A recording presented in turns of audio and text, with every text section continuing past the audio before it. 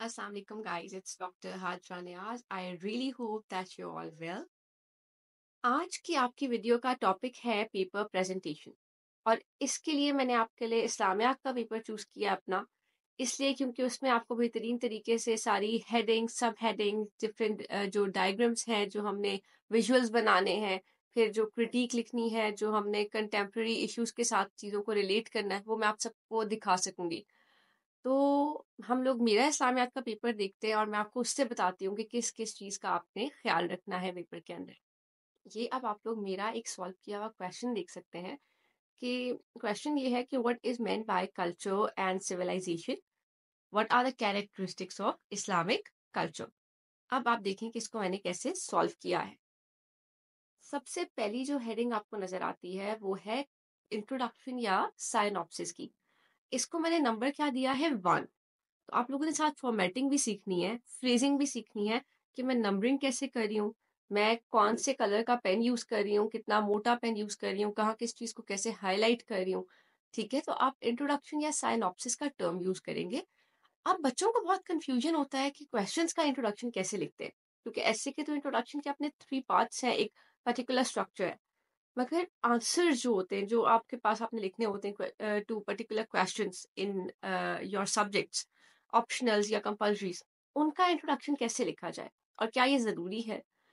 तो I must say कि हाँ, ये ज़रूरी है। ठीक है, आपके आंसर्स में CSS के जो आपके आंसर्स हैं, इंट्रोडक्शन और conclusion is very very necessary. ठीक है, आपने उसको लिखना है, मगर लिखना कैसे है, अब उसके लिए कोई पर्टिकुलर सेट पैटर्न तो नहीं है।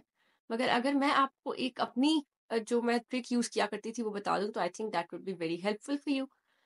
इसमें आप ये कर सकते हैं कि आप लोग आगे क्वेश्चन में जो हेडिंग्स देंगे ना, अपनी जो मेन हेडिंग्स आपकी होंगी सारी, आप उन सब के ऊपर 2-2 सेंटेंसेस लिख दें, उनको 2-2 सेंटेंसेस में कन्वर्ट कर दें हर हेडिंग को, और उन सेंटेंसेस को ट्रांजिशन से जोड़ दें। ठीक है, मोर ओवर से, हाउएवर से, ठीक है, फर्दरमोर से। तो इस तरह आपका एक कंप्लीट इंट्रोडक्शन बन जाता है और एंडिंग आपने थोड़ी सी उसकी नैरो करनी होती है कि बस पता लगे कि अब बात खत्म हो रही है। ठीक है, तो यूं आपने अपना इंट्रोडक्शन या साइनॉप्सिस सबसे पहले लिख लेना है, ये आप मेरा देख सकते हैं लिखा हुआ। अब मेरी पहली मेजर हेडिंग क्या है, exploring the concept of civilisation. ठीक है, क्योंकि क्वेश्चन में सीधा सीधा मांगा ये गया है कि सिविलाइजेशन और कल्चर क्या है। ठीक है, तो मैं सबसे पहले सिविलाइजेशन को हिट कर रही हूँ डायरेक्टली कि हम अब इसको एक्सप्लोर करते हैं। अब आप उसमें देख सकते हैं कि मैंने हेडिंग के नीचे ही कहीं भी कोई चीज और शुरू करने से पहले, उसको फर्दर ब्रेक करने से पहले, कोई भी चीज अंदर देने से पहले, कोई टेक्स्ट, एक मैंने सीधा सीधा यहाँ पे विजुअल ड्रॉ कर दिया है। ठीक है, जिसमें मैंने बता दिए सिविलाइजेशन के सारे कंपोनेंट्स ड्रॉ करके। ठीक है, वो जो आगे सारी बात मैं एलैबोरेट करूंगी उसको मैंने एक छोटे से विजुअल में पहले बंद कर दिया। अब हम आगे उसको टेक्सचुअल फॉर्म में इलाबोरेट करने वाले हैं। तो ये भी एक अच्छा इंप्रेशन देता है आपके एग्जामिनर को कि जो बात सारी वो आगे पढ़ेगा वो पहले ही उसको एक छोटे से विजुअल में दे दी जाए। अब मैंने लिखा है डिफाइनिंग द सिविलाइजेशन। ठीक है, अब आप देखिए मैं यहाँ पे देने लगी हूँ सिविलाइजेशन की डेफिनेशन। ठीक है, ये अब हमारे नेक्स्ट पेज पे भी एक्सटेंड करेगी। अब आप यहाँ पे एक चीज नोटिस करनी है, मैंने डेफिनेशन की बड़ी नहीं दी, डेफिनेशन को इतना हाईलाइट नहीं किया जितना कि मैंने नीचे रेफरेंस को दिया है कि मैंने ये डेफिनेशन नेशनल जियोग्राफिक से उठाई है, उनकी वेबसाइट से। ठीक है, अपना रेफरेंस हमेशा देखें, it makes you stand out. हर बच्चे को इस्लामियात में या जनरल साइंस में या ऐसे पेपर्स में या इवन पाक अफेयर वगैरह में अपनी डेफिनेशन के रेफरेंसेस याद नहीं होते। ठीक है, वो ज्यादा कॉन्सेप्चुअल डेफिनेशन लिख रहे होते हैं। If you are writing something जिस पे आपने एडिशनल एफर्ट की है, जो आपने किसी बहुत क्रेडिबल सोर्स से उठाया है, तो जरूर उसको बूस्ट करें। ठीक है, उसको दिखाएं एग्जामिनर को कि yes I stand out here. ठीक है, I am unique here, give me more marks for it. ठीक है, और उसके लिए आपने क्या करना है, अपने वो जो रेफरेंस है उसको बहुत बड़ा करके हाईलाइट करके लिखना है।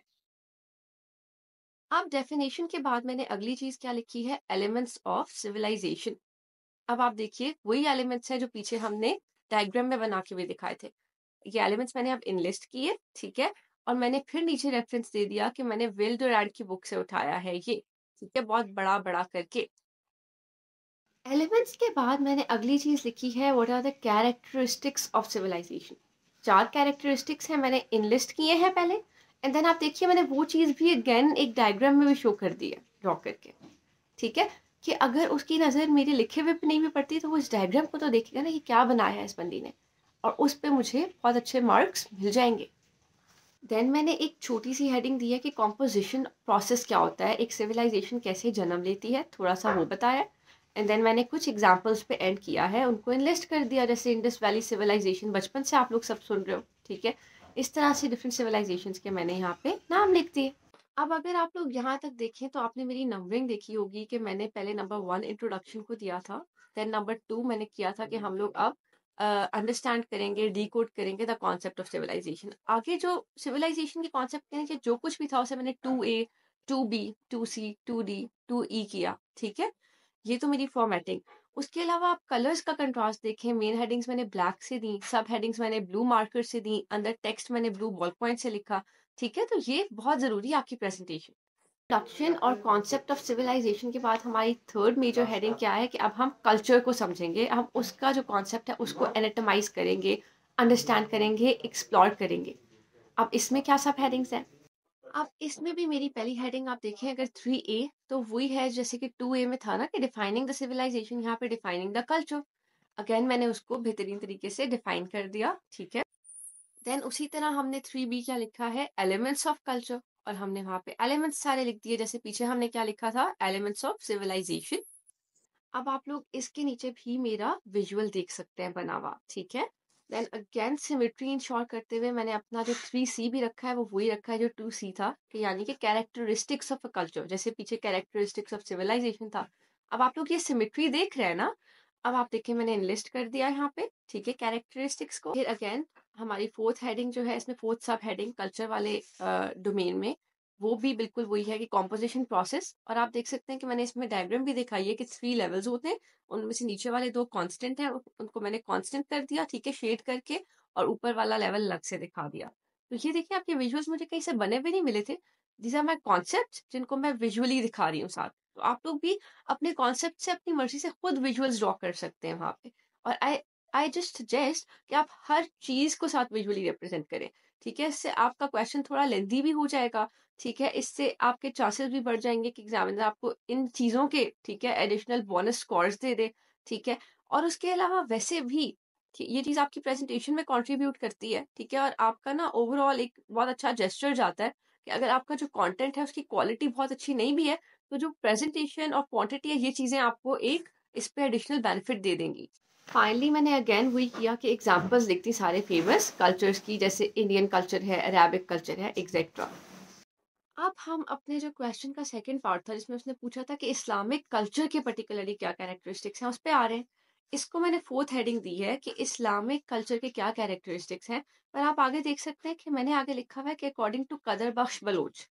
अगर आपने किसी ऑथर का पर्टिकुलरली पढ़ा है ना कि मौलाना मौदूदी ने इस चीज के 5 या 6 कैरेक्टरिस्टिक्स दी हैं, ठीक है, या आपके पास जो आपके पास मोहम्मद असद है उन्होंने दिए हैं, या कदर बख्श बलोच ने दिए हैं, ठीक है, या आपके पास जैसे मोहम्मद आसिफ है, इस तरह किसी भी ऑथर के आपको मिलते हैं ना लिखे लिखाए कैरेक्टरिस्टिक्स किसी चीज के, फेथ के, ठीक है, या दीन के, या आपके पास पार्टी के, या कल्चर या सिविलाइजेशन के, इस्लामिक कल्चर के, तो वो आप लोग ना एज इट इज पहले दिखा दिया करें कि इस फिलोसफर के अकॉर्डिंग ये है। अब आप लोग बता दिया करें कि जनरली ये सब हो सकते हैं। तो मैंने पहले वो दिए जो कदर बख्श बलोच के मैंने पढ़े हुए थे, ठीक है, 5, उनको मैंने जस्ट इनलिस्ट किया और उनकी एक डायग्राम सी बना दी, ये आप लोग देख सकते हैं।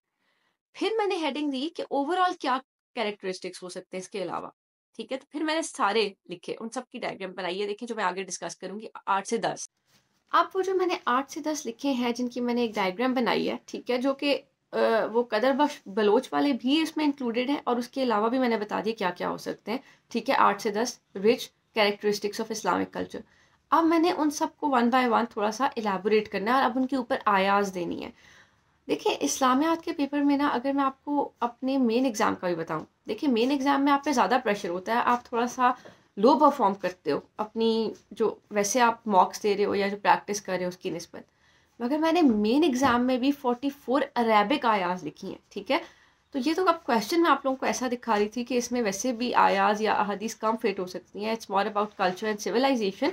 मगर मैं आपको ये दिखाना चाह रही हूँ कि आप लोगों ने मैक्सिमम आयाज, ठीक है, इन अरेबिक, मैक्सिमम अहादीस, maximum western quotations, maximum researches, maximum जो आपके डिफरेंट फिलोसफर्स हैं उनकी दी हुई चीज़ें इसमें डालनी होती हैं, सप्लीमेंट करना होता है अपना paper, then you can get a good score in इस्लामियात।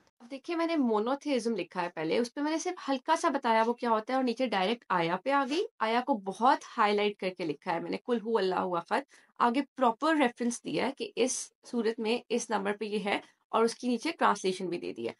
अच्छा, इस्लामिक में अगर आप ट्रांसलेशन मिस भी कर दें ना कहीं किसी चीज़ की आपको एग्ज़ैक्ट नहीं आती तो दैट्स फाइन, बट अरेबिक में लिखना इज़ वेरी नेसेसरी, ठीक है? जितनी आयाज़ अरेबिक में लिख सकें अच्छा है। और रेफरेंसेस भी कोशिश किया करें, याद करें, उसके लिए वही फैक्ट बुक वाली स्ट्रैटेजी है। मैं आप लोगों से शेयर भी कर दूँगी अपनी फैक्ट बुक, ठीक है? जिसमें मैंने कंपाइल की हुई है आयाज़।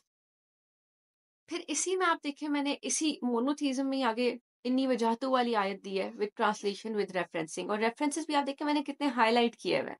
एंड मैंने तज़किया-ए नफ्स लिखा है, मैंने थोड़ा-सा उसे एक्सप्लेन किया, उस पे भी आयत दी, उस आयत के भी रेफरेंस को बहुत हाइलाइट किया, ठीक है? आप लोग देख सकते हैं। फिर नेक्स्ट एहसान है, उसकी मैंने पहले डेफिनेशन दी है। फिर नीचे आप लोगों को ना एक यूँ विजुअल बना हुआ नज़र आ रहा है कि एहसान जो है वो हाईएस्ट डिग्री ऑफ फेथ है। पहले जो है वो आपके पास इस्लाम है, देन ईमान है, एंड देन आपके पास एहसान होता है। तो आप लोग ये देखें, ये मैंने वैसे एक पढ़ी हुई चीज़ थी, मगर मैंने यहाँ फिट कर दी कि जब एहसान के ऊपर लिख ही रही हूँ, जैसे अब एहसान के ऊपर मैं डिफरेंट आयाज़ वगैरह दूँगी तो ये भी क्यों ना ड्रॉ करूँ। इसी तरह ऊपर तज़किया नफ्स में आपने देखा था मैंने सिर्फ़ तज़किया नफ्स एक्सप्लेन करके आयत नहीं दी थी, साथ नफ्स के लेवल्स भी लिख दिए थे क्योंकि पढ़े हुए थे, तो why not to use that. Then अब आप ये कुछ और भी देख सकते हैं, ठीक है? ये आप लोग फिर उसी पैटर्न पे लिखे हुए देख रहे हैं, जस्टिस एंड बाकी सारे आपके पास मॉडरेशन एक्सेट्रा, किस तरह मैंने सॉल्व किया हुआ है। आपने फ़ोकस इस चीज़ पे करना है कि हर कंपोनेंट को मैंने हाइलाइट किया है। उसके नीचे जो आया है उसको अलग पेन से हाइलाइट किया है। रेफरेंसेस को स्पेशली मेंशन किया हुआ है, प्रॉपर एक स्पेस देकर, हाइलाइट करके कैपिटल केस में। अब आप लोग नेक्स्ट पेज पे भी देख सकते हैं कि इसी तरह से मैंने उन वैल्यूज़ को जो नेक्स्ट थी वो लिखी हैं और उनके अंदर भी इसी तरह एक्सप्लेन करके आगे डिफरेंट सप्लीमेंट किया है उनको डिफरेंट आयाज़ से, ठीक है? या डिफरेंट कोटेशंस वगैरह से। अब आप लोग आगे एक्जेजेसिस पे जाएँगे। अब ये एक्जेजेसिस क्या होता है? एक्जेजेसिस बेसिकली एक क्रिटिक का ही एक लफ्ज़ मैंने यूज़ किया होता था। मैं एक्जेजेसिस लिखती थी, आप इसे क्रिटिक भी लिख सकते हैं, क्रिटिकल एनालिसिस भी लिख सकते हैं। अब इसमें आप देखिए मैंने क्या किया है। पहले मैंने एक फ़ेमस वेस्टर्न फिलॉसफर के कोटेशन को लिखा है, ठीक है? कि वो कैसे इस्लाम के कल्चर को एप्रिशिएट कर रहे हैं। फिर मैंने 1-2 चीज़ें खुद से लिखी हैं कि इस्लामिक कल्चर एक्सप्लॉइटेटिव प्रैक्टिसेस को ख़त्म कर देता है, ठीक है? इस्लामिक कल्चर बहुत ज़्यादा अकोमोडेटिंग है। ये 1-2 बातें मैंने खुद से लिखी हैं और उसमें जो कीवर्ड्स थे वो मैंने हाइलाइट कर दिए थे। और फिर मैंने क्या लिखा है कि यूएसए जो है उसको भी इस्लाम को समझना चाहिए, ठीक है? क्योंकि वहाँ पे रेशिज़्म है और जब लोग हज के लिए जाते हैं तो वहाँ पे हर काला, गोरा, ठीक है? हर स्किन कलर का, हर रेस का बंदा होता है, वो मिलकर अल्लाह की इबादत करते हैं। और ये मैं नहीं कह रही, ये बेसिकली मैल्कम एक्स की एक कोटेशन है, ठीक है, आपके पास। क्योंकि वो जब आपके पास एंटी रेशिज़्म मूवमेंट का पार्ट थे, तो उस वक़्त उन्होंने ये बात की थी कि जो यूएस जैसे कंट्रीज़ हैं, जो बहुत ज़्यादा सिविलाइज़्ड होने की बात करते हैं, उनको सीखना किससे चाहिए? इस्लाम से, ठीक है? अगेंस्ट रेशिज़्म। तो ये आपने देखा मैंने एक्जेजेसिस दिया। यहाँ मैंने कंक्लूजन नहीं दिया, मगर मैं कंक्लूजन भी अपने क्वेश्चंस में वैसे देती होती थी, ठीक है? और मैंने अपने एग्ज़ाम में दिया है इस्लामियात में हर क्वेश्चन में, तो आप वो भी दें। कंक्लूजन का भी वही आपके पास एक तरीका है कि आप अपनी सारी मेन हेडिंग्स जो हैं, उन पे एक-एक लाइन लिख दें। इंट्रो में 2-2 लिखी थी, यहाँ 1-1 लिख दें, ठीक है? थोड़ा छोटा लिख दिया करें कंक्लूजन, क्योंकि एंड में आपके पास टाइम भी नहीं बचा होता, तो छोटा लिखना ही सजेस्टेड, ठीक है? कोई ये हार्ड एंड फास्ट रूल नहीं है, बट आई सजेस्ट कि ना लिखने से बेहतर है कि लिखें, ठीक है? और लंबा लिखने से बेहतर है कि छोटा लिख लें। So that's all about this paper and the presentation skills that you need to score high in your exams. मेरी तरफ से बहुत सारी दुआएं आप लोगों के पेपर्स के लिए, और अगर आप लोगों को वीडियो अच्छी लगी है तो प्लीज़ लाइक, शेयर और सब्सक्राइब ज़रूर कीजिए। Thank you so much.